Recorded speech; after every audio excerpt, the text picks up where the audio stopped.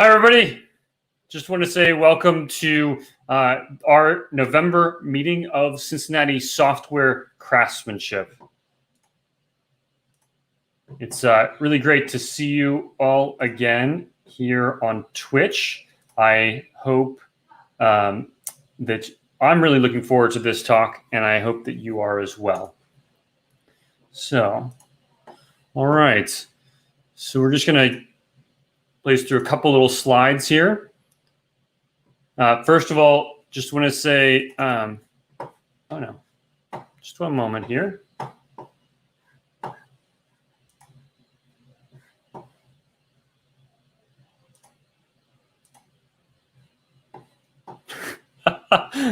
Apologize, small technical problem.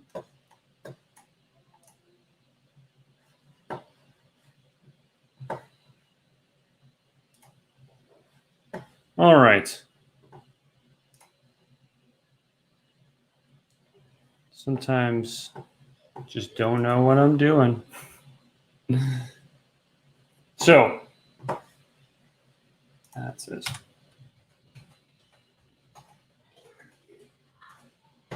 All right. Anyway, I'll just talk. Slides aren't going to work. No problem. Just want to say thank you, first of all, to our sponsor, Kroger Digital, who sponsors the meetup. Also, thank you to JetBrains, who is sponsoring the meetup. They're actually we'll give away a free license to one JetBrains product at the end of the presentation. So stay tuned for that. Also want to say just thank you overall to our members, because you are all awesome. And we really, without you, we would not be here and doing this awesome stuff. So we really appreciate you being a part of our event. Also, you want to talk about our upcoming meetups? There we are. I think I might have this now. So sorry.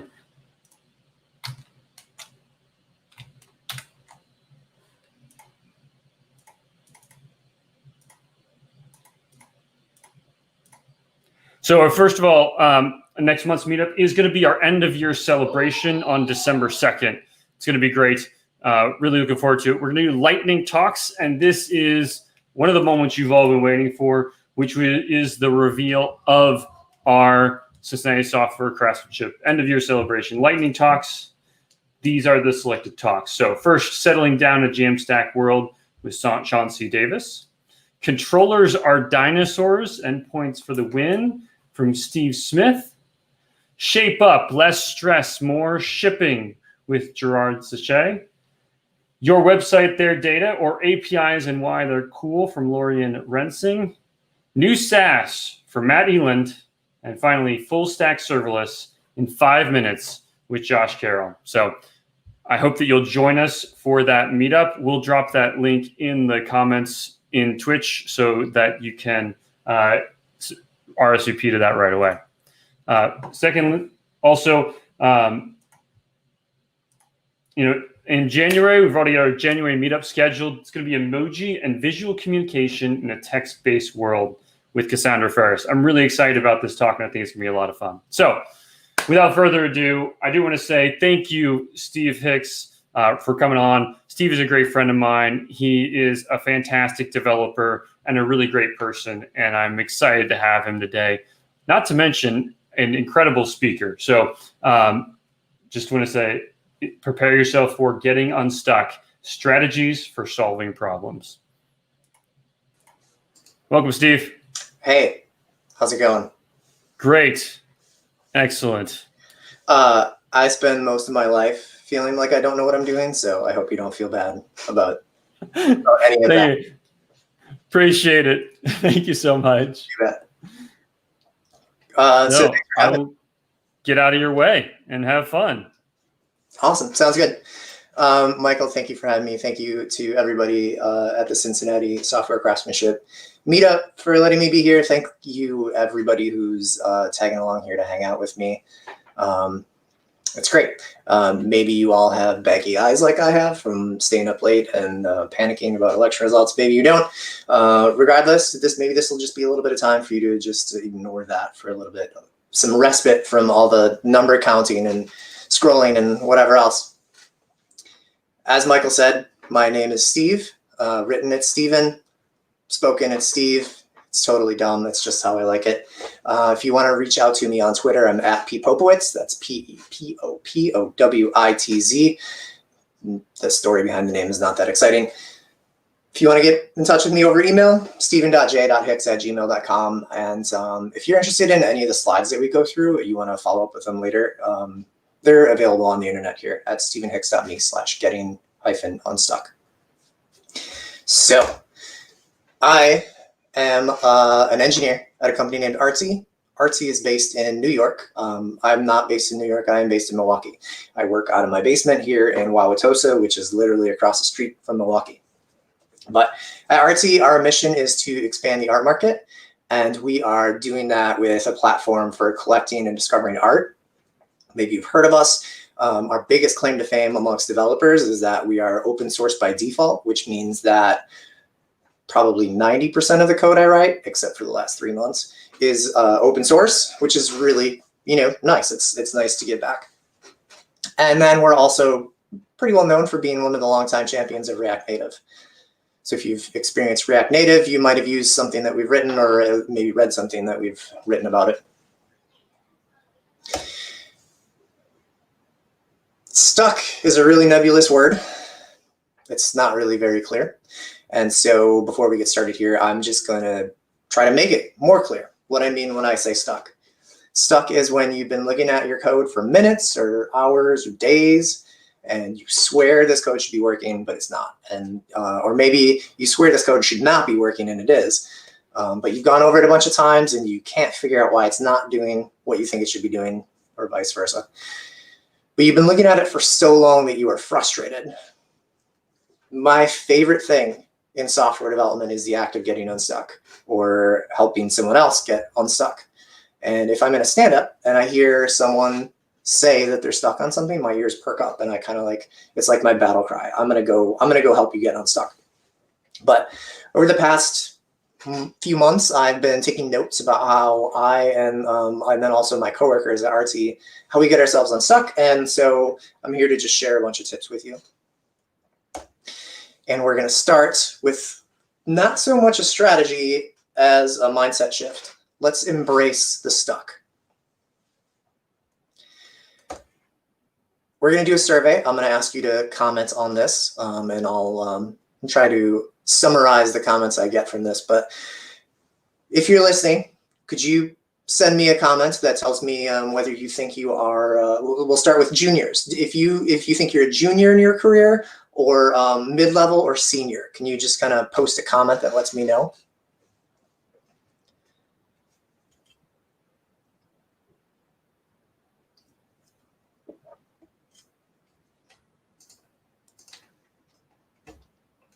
Cool, I'm getting some juniors here. I got some seniors. It's great, got a mid-level in there. This is a good comment. Junior in some areas, senior in others. That's a good one. Okay, so we've got a good mix here, which is great. We've got probably the majority of you consider yourself juniors, but as many consider yourself senior or mid-level. So I'm going to ask another question. And I forgot to put it up here. Have you got stuck on a problem recently? If you can think of a time in the last month, I want you to just tell me yes. You can think of a time that you've gotten stuck on something in the last month. Give me a comment. I don't need a lot of detail about the situation. Basically, just want to see how many people about 4 hours ago. That's great.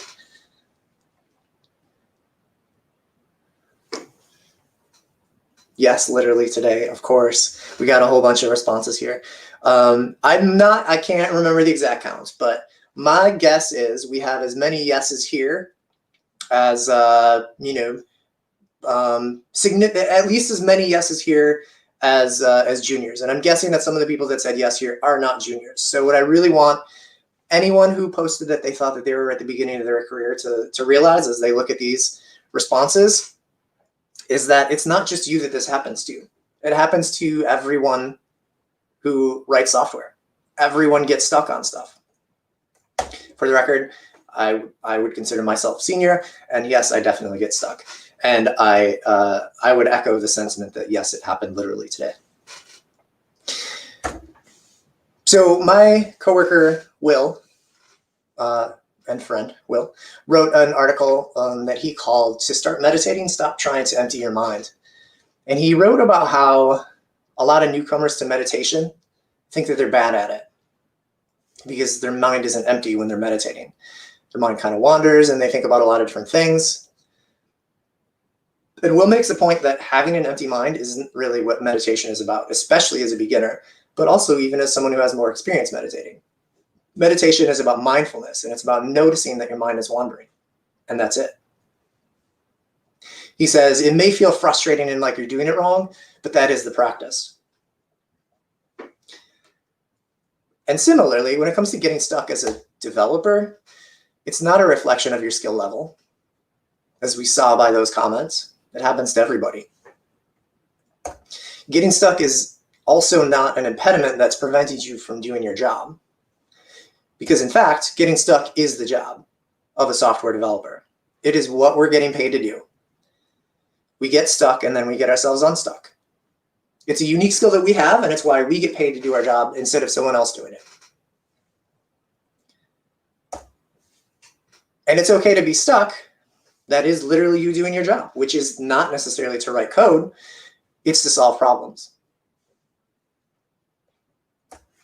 And solving problems, well, it doesn't just happen really quickly. It's okay if it takes you a while. Now, the irony of this slide that you're looking at right now is that I, in the last 2 weeks, published an article about how I'm still at the age of 43 struggling to accept the fact that I am a very slow developer. So let's just say that this message is as much a reminder to you as it is to me. But with that, let's look into some more actionable strategies. All right, strategy group number 1, we are going to explain the problem. We're stuck on something.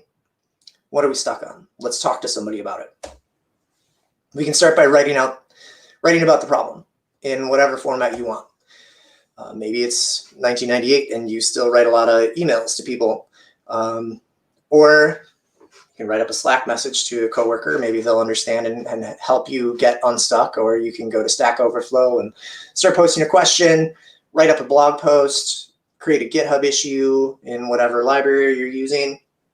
My favorite is to open up Slack and start typing a message to Slackbot. Because the truth about all of these is that there's a good chance that you won't even have to send this. There's a good chance that just writing stuff up, typing it out, working through that stuff, getting it into words is going to be enough for you to find that problem.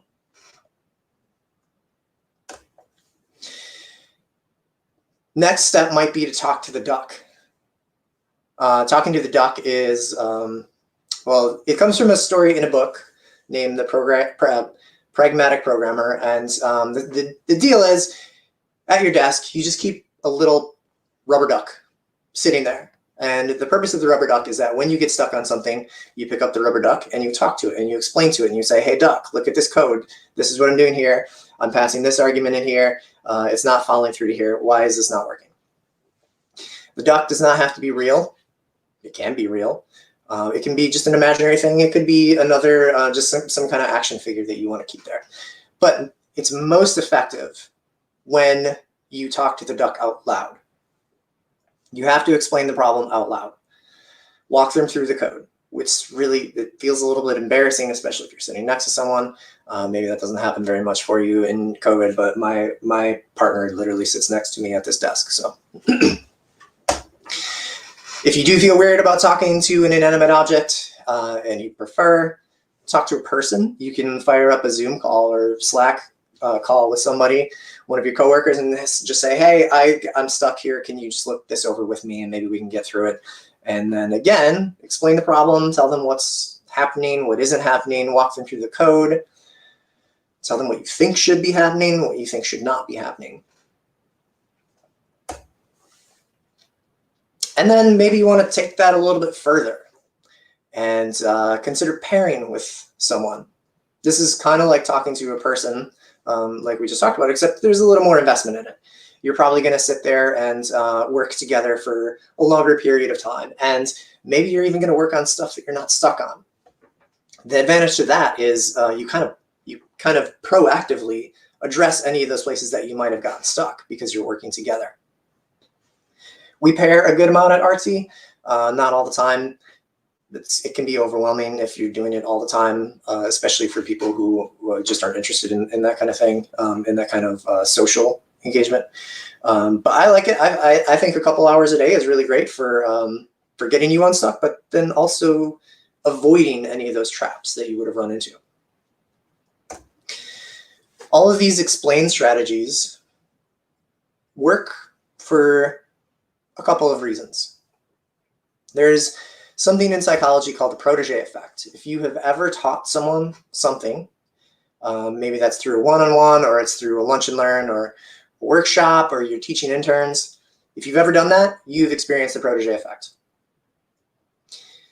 The best way to learn or understand something is to teach it. And there's a couple things that happen when you're teaching something to someone. For starters, you don't want to look like a fool, so you are inspired to learn the topic thoroughly. You actually use better learning strategies. You're also inspired to think about how you would learn the topic. There's a meta effect. While you're learning, you're thinking about how you're learning, and you're thinking about how others might also best learn it. Psychologists have a name for this. It's called metacognitive processing. I'm going to highlight one study about the protege effect. There have been a few, but there was one in 2016 that I think is really interesting. The control group in this experiment was told, hey, here's a bunch of things that you're going to learn. The experiment group was told, hey, here's a bunch of things that you're going to learn. But by the way, when you're done learning it, you're going to go have to teach these other people what you just learned. And what the researchers found was that students in the learning by preparing to teach intervention developed a more detailed and better organized concept map of the problem. And I'm going to zoom in on some of those words, especially these words, learning by preparing to teach. The trick about this study is that all of those subjects who were told that they were going to learn and then they were going to teach it to someone else, they never actually taught it to anyone else. They were just prepared to teach it. So that's the cool thing about the protege effect, is that you never have to actually go teach it. It's just that when you're learning it, you have to think about how you would go teach it. Another thing that happens when you are explaining something to someone is that your assumptions really get challenged. So you have to prove that the code that you think is running is actually running, and it's actually doing the things that you think it's doing. And this makes me think of some ideas from a psychologist named Mihai Csikszentmihalyi. If you're not familiar with him, you are probably familiar with his work. He is a psychologist who wrote a book named Creativity with a long subtitle, and he introduced the concept of flow state. So that the afternoon where basically you sit down and then you feel like you time travel to 4 hours later because you've just been in the flow and working on this problem that's the exact level of difficulty. He introduced or popularized this idea of flow. But he also talks a lot about creativity, and this is a quote that I like from his book. He says, "Experience this one thing for what it is, not what you think it is." This is about challenging your assumptions, right? And it's similar to what I remember learning in art class when I was a kid, and what my kids are learning about their art, which is when you're drawing, draw what you see, not what you think you see.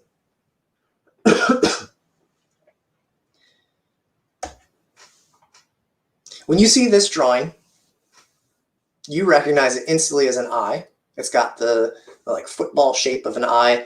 with a round iris and a round pupil inside of that. But it's just a symbol of an eye. This isn't actually what an eye looks like. It's a shortcut for us to understand. I'm telling you, I'm communicating to you that this is an eye. In reality, an eye has incredible detail and subtlety. It's not a symbol. There's no heuristic. It's not like I can just draw these three shapes and you know it's an eye. A real eye has colors, tons of different colors in the iris. It has reflections of the eyelashes in the eyeball. It has the bloody, fleshy thing in the corner of your eye. I'm sure it has a name, but I don't know what it is. And when you're focused on a problem in your code, you're also using symbols. You're making assumptions. You're building up this model in your head of all the different pieces that you're working with. So maybe you've got 4 different components that are interacting here in this picture, and you're really just treating all 4 of them as black boxes. You're making assumptions that, well, oh, that's the that's the UI. It's displaying the things that I give it to you, or oh, that's the database, and it this table stores these fields. And you just assume that these symbols are working as you think that they should work. In reality, each one of those symbols has complexity and it has detail. Now we have to treat them as symbols or black boxes, because if we don't, we become overwhelmed with the amount of complexity in the system. There's just way too much going on and there's too many details. But when we get stuck on a problem in our code, it often means that our symbols don't match the reality. And explaining the problem forces you to evaluate every assumption and every black box and then explore the details of each one of those symbols. And that is often when you uncover the issue.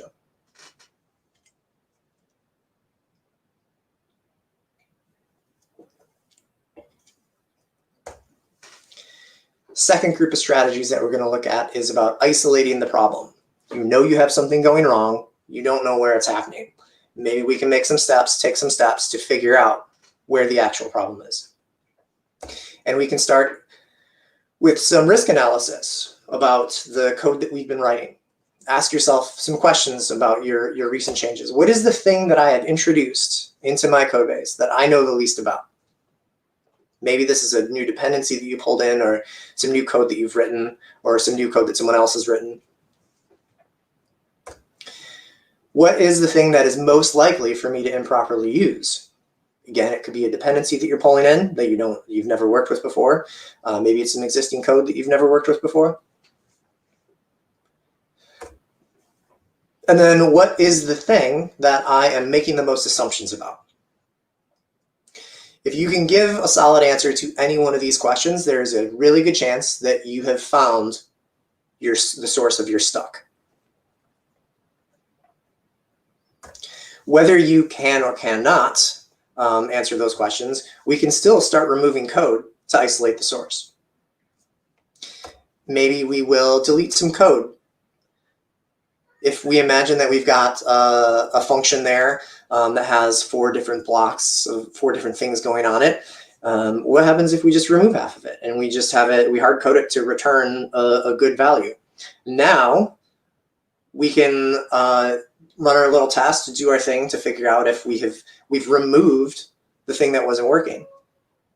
If we've removed it, we knew it was in the bottom half of that code that we removed, or that we deleted. If we're still having the problem, we can just drill in further, delete half more. You're effectively going to be performing a binary search on your code to isolate the lines that are making things go wrong. And then instead of dealing with 50 lines of code that don't work, you now are dealing with 10 lines of code. We can do something similar with recent changes. So if your code is a timeline of commits, you're using Git or something similar. Here I'm representing 3 commits. I've made 3 commits, and somewhere in those last 3 commits, things stopped working. I can back out one of the commits, just roll it back. And if it's still broken, keep iterating through there until I find the one where things work again. And now I know that the last commit that I removed is the one that broke stuff. And again, I've narrowed my situation down from 50 lines of code that I have to go through to about 10 lines of code. This strategy is so effective that there's actually a command in Git that it's built into Git that will help you accomplish this strategy. It's called bisect. And what you do is you tell Git, this is the last known good commit, this is the first known bad commit. And Git will check out commits in between using a binary search to, along the way, it'll run tests for you, or you can run stuff manually, and you can say, this commit was good, keep going, or this commit was bad, stop.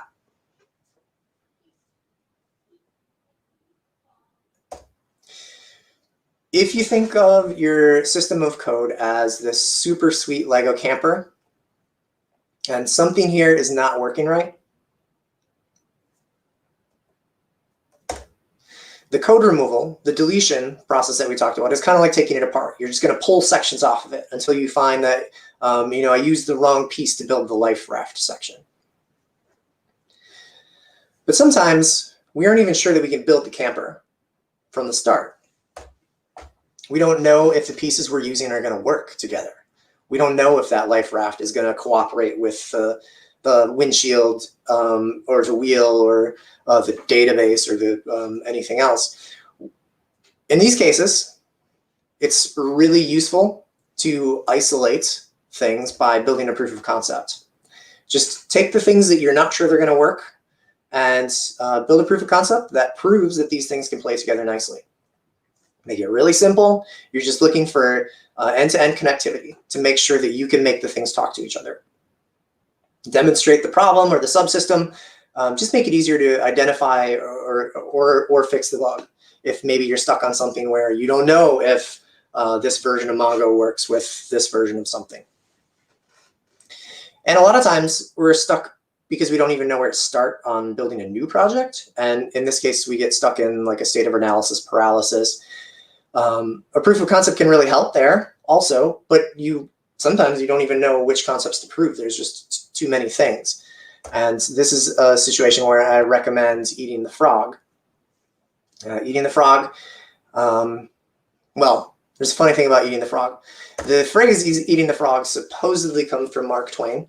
He may or may not have said, eat a live frog first thing in the morning, and nothing worse will happen to you the rest of the day.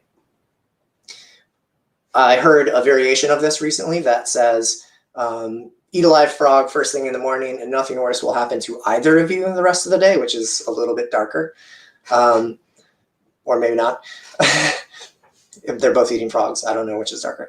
But it turns out, I don't think Mark Twain actually said this. In my research, it sounds like this is just one of those things that the internet made up.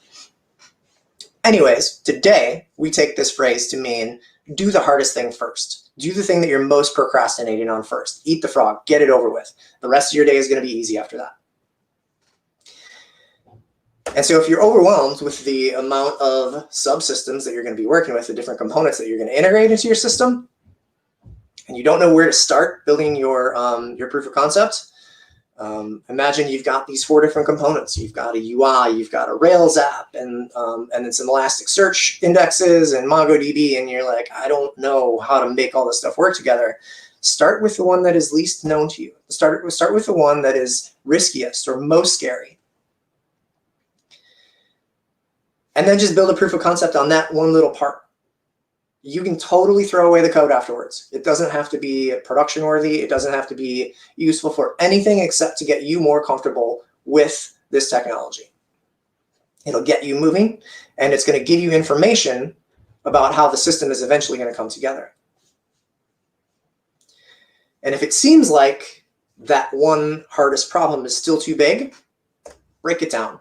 Try to identify multiple problems in it. Maybe you're not worried about inserting data. Maybe you're just worried about upserving it. Break the problem down smaller and then approach each one of those scariest things one at a time.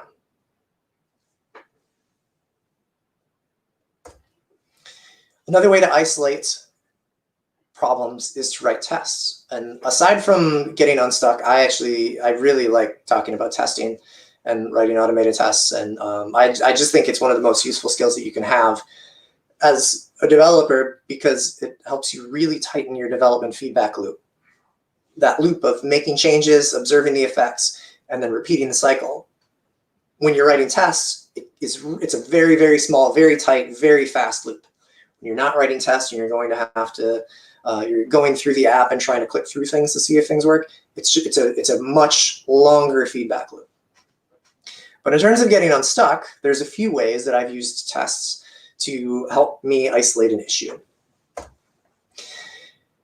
If you think of your system as a tree of functions that are calling each other, we can write isolated unit tests against each one of those functions.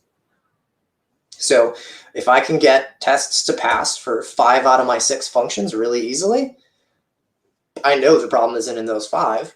It's this one that I'm stuck on that I can't get the test to pass. It seems like there might be a good chance that it's not doing what I expect it to do. Another way to use tests to isolate is to write unit tests of new functions. So maybe I have a large untested piece of code here on the left, and it's a long function that does a lot of different things, and it doesn't have any test coverage because a function like that no one would want to test. It's really hard to write the test, but what I could do is I see one shape in there that seems to be isolated, and I can extract it into its own function, and then I can go write a test on that particular function.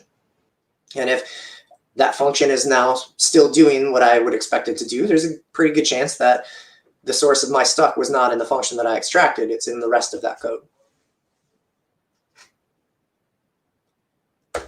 And then integration tests can also be used.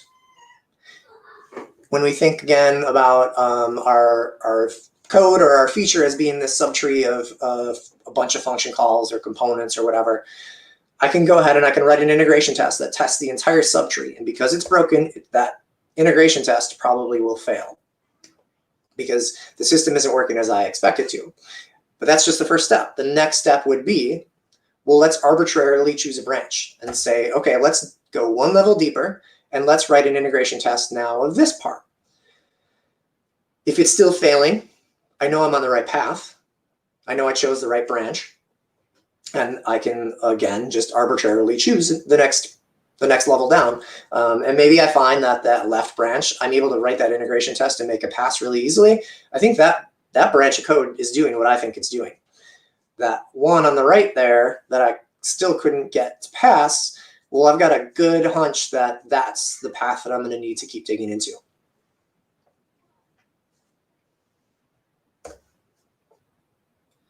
The common thread for all of these isolation strategies is that we're taking a problem and we're breaking it down from something larger into something smaller. Because if you're working with something that has a smaller surface area, it's going to be a lot easier to figure out what the problem is.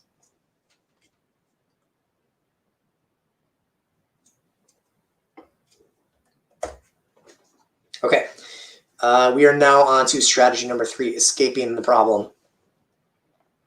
This is my favorite, especially as we talk about election results. Relax. Get away from the problem. Take a shower, take a nap, go for a walk. When you relax and shut your brain off from a problem, your mind starts to wander. And then other areas of your brain start to activate. And they actually start to find solutions without you even trying, right? How many times have you been in the shower and you've suddenly had this realization that's what the problem is? It's because you're not actively working on the problem. You stepped away, you're relaxing, you're letting your mind wander. You become more open-minded to the problem, and you become less likely to dismiss ideas that don't seem obviously related. Relaxation, aside from feeling really good, is just a great way to be creative. Get some exercise. Increase the blood flow to your brain, which will help you feel smarter, I guess. Make your brain work a little bit better than if it had no blood. Physical exercise is going to help you improve your executive functions. It's going to improve your mood, which is important when you're getting stuck because sometimes emotion plays into it and you need that push to get yourself through the problem. If you find exercise that's rhythmic and repetitive, like for me, it's running, your mind can just shut off and wander. And you end up, similar to relaxation, your brain just kind of goes and solves these problems. It's neat. Maybe exercise isn't your thing. Maybe relaxation isn't your thing. Maybe you've got some hobbies that really let you just relax your mind. Maybe you're someone who likes to play guitar, or maybe you like to draw, or anything. This is a very individualized strategy. The point here is you're doing a thing where you don't necessarily think about the thing that you're doing, and you're giving your brain the time to think about other stuff. Those are, I would understand if you said that those feel unproductive, all the things that I just said. If that feels unproductive to you, then a more productive approach is to just set aside the problem and move on to a different one. Pull another ticket from Jira or whatever you're using to manage your backlog, or however you manage work. Set aside the one that's being difficult and start working on a problem that seems, on the surface at least, a lot simpler. So these escape strategies work for a few reasons. Something they all have in common. Number one, when you're solving a simpler problem, you get confidence that you can use to go back and just smash the original harder problem. You get this confidence boost. I do this a lot in rock climbing. I'll work on a hard route and just keep falling off the wall. And and when I realize that I've started to, my mind has started to start to say bad things, or start to think that I can't do it, I'll just look around the gym for a couple of really, really simple routes and go do those. And it helps me build up that confidence to know that I can actually do it. And now I'm going back to that original problem with a renewed sense of confidence. Another thing that happens is that when you come back to the original problem, you aren't in the space that you were before, so you have to kind of relearn it. And this is a lot like challenging assumptions or talking to the duck. All those things that we talked about as being symbols that that before we were just assuming that they were working how we thought they were. Now all of a sudden we don't really remember what all these symbols are, and we've got to rebuild this mental model. And maybe there's an opportunity there for us to find the problem. And as I have alluded to, your brain might just come up with the answer on its own while you're thinking about other things. This is a real thing, and there are a couple psychological principles that are involved here. One of them is called analogical problem solving. And this is when you use information from one domain to help solve a problem in another domain. So what happens is you notice parallels between two really different activities. Like this happens to me a lot when I'm running. I'll think about, oh, this is just like this thing that happened when I was coding yesterday. And that prompts you to notice other parallels between the activities, and then others and others. And eventually you get to a point where you start to reframe the problem in a way that you hadn't before, because you're thinking about it more in terms of running than in terms of coding. And then another thing that happens is something called incubation. And incubation originated with a political scientist named Graham Wallas. And in 1926, he described 4 stages of creativity. The 4 stages he described are preparation, where you're investigating a problem consciously in a bunch of different directions. Step 2, or stage 2, you put the problem away. You don't work on it. You work on a different problem, you do nothing, you go for a walk. Here's where you get some subconscious processing to take over the problem. Stage 3, the preparation and the incubation kind of unite, and you have like a sudden insight based on those 2 things. And then stage 4, verification, you're going to do some conscious analysis of the idea and prove it out and vet it. Graham Wallas was very clear that these 4 things don't happen in isolation. They don't happen in sequence. They very much play together, and it's all kind of muddy. More recently, a person we've talked about already, Mihai Csikszentmihalyi, in his book about creativity, he extended the stages of creativity. Stages 1 through 3, he said, were the same thing.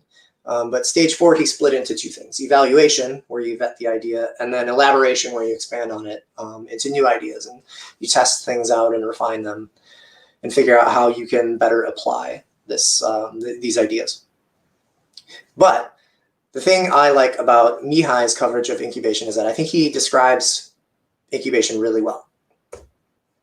He says, in incubation, ideas churn around below the threshold of consciousness. It's during this time that unusual connections are likely to be made.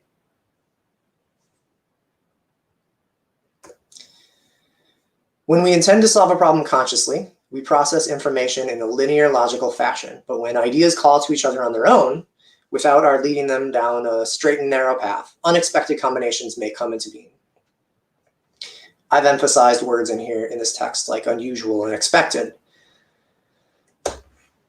And Mihai even goes on to compare this to parallel computing, which is right in our wheelhouse as developers. When we're consciously thinking about a problem, we push the problem in a linear direction. We're thinking about it linearly. But when we set it aside, when we let it incubate, we give our brain the freedom to handle it in a parallel manner. You can start to, or your brain can start to combine things in ways that your conscious mind would have rejected, because it would think, oh no, that's just not how it works. It works like this.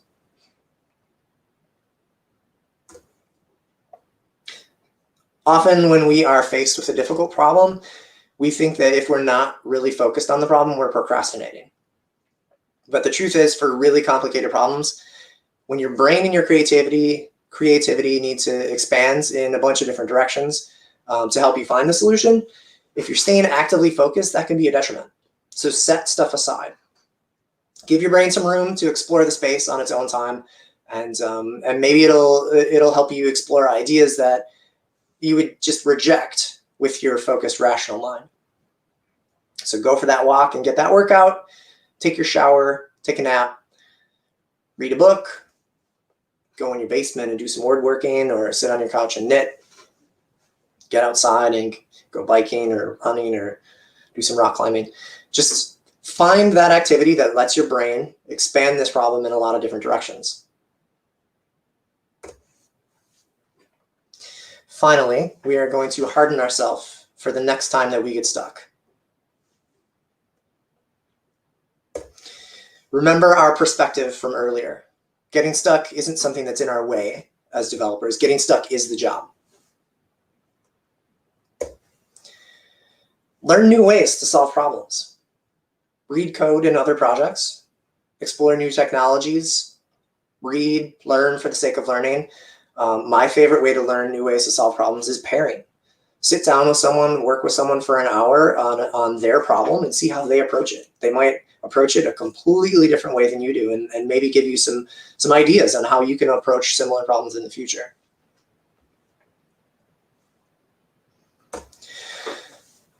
I keep a Trello board that I call my wall of motivation, and I fill it with messages of appreciation and thanks. And I look back on it now and then, because I know that when I get stuck, my self-talk changes for the worse. I start doubting myself, and I start saying awful things about myself. My imposter syndrome starts to kick in really hard. This wall of motivation is really helpful to replenish my ego. And it helps remind me, that I'm doing a good job. I'm doing the job of a developer, and I'm doing it well. And the same goes for you.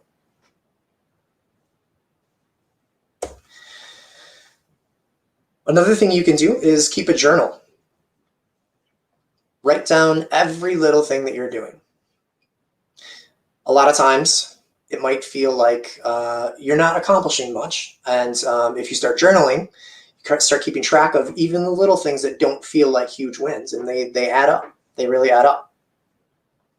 Maybe they're not big things that you can check off a list. You can't say I shipped this, or I merged this PR, or something like that. But you can look back at this journal and know, oh, I didn't ship that PR that day because here's all the 13 other things that I did.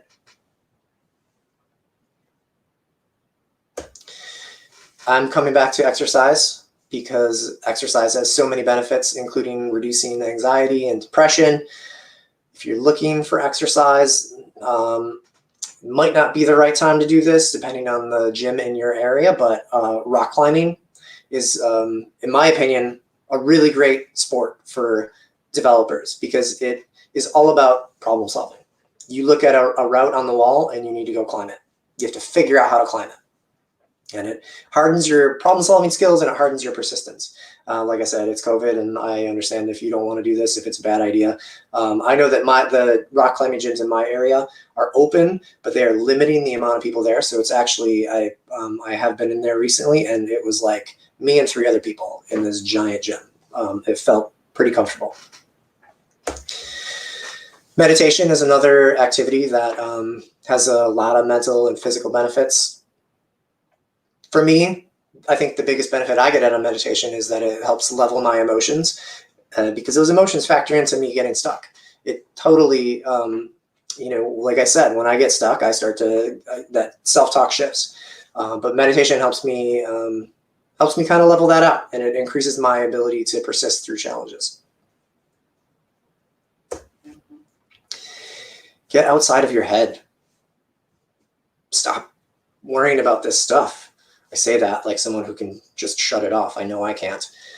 But do more active one-on-ones with your leader or with someone else that you feel psychologically safe around, someone that you can be vulnerable with, and talk about the times that you have felt stuck, and they'll talk to you about the times that they feel stuck. And there's a good chance that you'll both start to realize, I guess I'm not the only one. And that really makes you feel a lot better to know that you're not alone.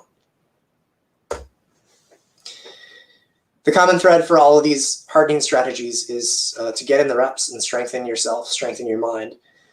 Professional athletes condition themselves for incredible physical challenges. We don't have to do that as developers, but we should be conditioning ourselves for incredible mental challenges.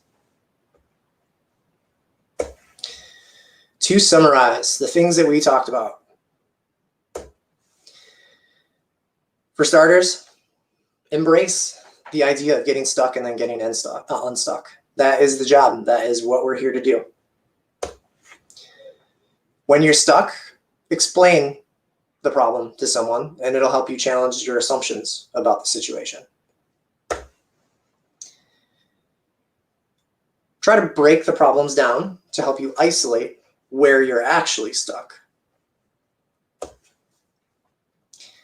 Set the problem aside, escape from it, walk away from it, and let your brain process it on its own. And finally, condition yourself for the next time that you get stuck, because it's going to happen. You just know it is, and that's okay. That's all I've got here. So I'm just going to thank you if you've been hanging out for listening. I always love talking about this stuff. If you want to reach out to me and talk about this some more, at @ppopowitz on Twitter, steven.j.hicks@gmail.com, and those are the slides. Thank you, Steven. That was really excellent. I think I could have used some of your advice as I floundered during the intro there. Probably. Eventually, I guess I got unstuck, but you should have just walked away from it and just left us all here. That would have been the strategy. Exactly. I'm out of here. See you guys. Nap time. Exactly. Yep. Cool. All right. So a couple things real quick. Yeah. Thank you, dude. I love this talk, and I'm so happy that you came to give it to us today.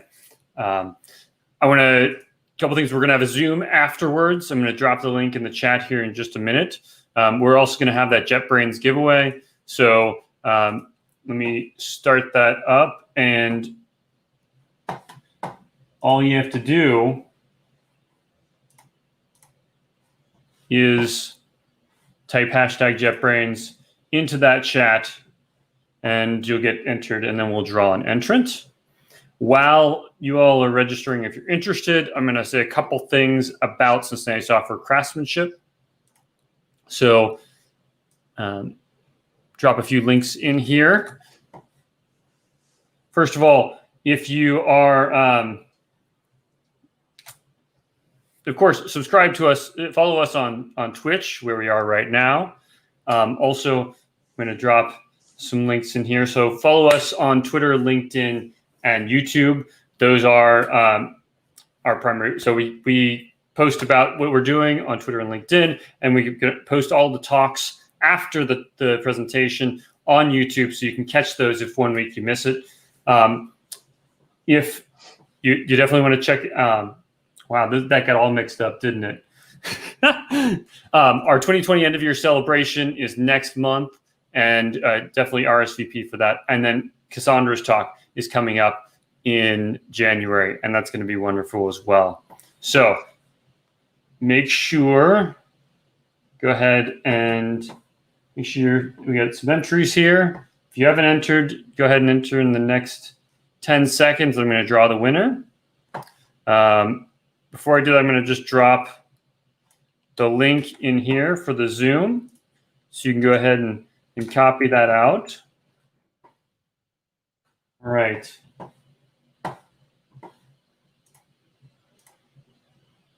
So our winner today is M. Janes, 71. So Last one to enter, it looks like. sorry? Last one to enter, it looks like. Nice. So way to swoop in there. Exactly. Go ahead and message me on Twitch, or you can chat with me later. One of those, just anyway, you can contact me and I'll get you that license. So thank you all again. Hope to see you all in the Zoom, and enjoy your month, and we'll see you again in December. Thank you.